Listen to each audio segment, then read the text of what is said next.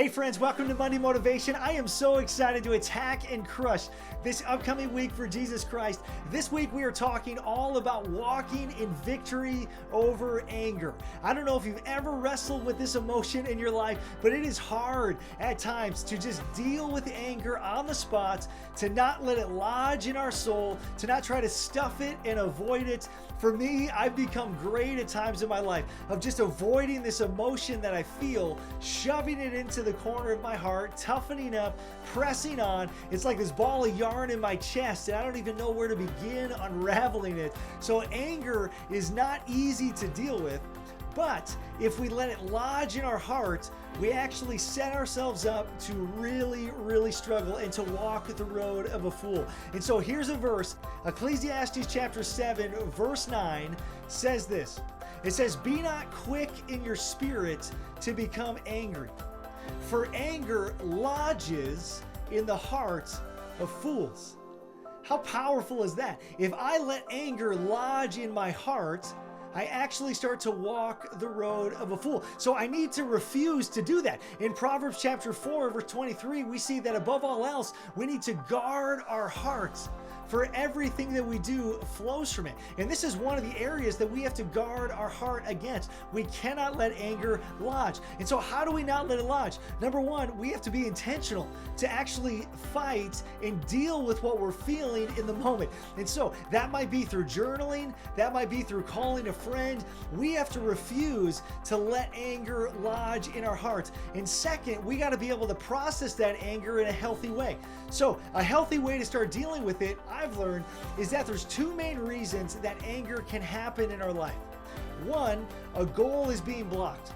Maybe you really want to get to that meeting on time, but you keep hitting every single light and there's traffic jams in front of you and you feel angry because a goal is being blocked. Or you really want to get your homework done, but the internet keeps going out. You get angry because a goal is being blocked. The second reason it can happen is we feel like somebody in our life owes us something. They're indebted to us because they've wronged us. Maybe they owe us an apology. They owe us our reputation back.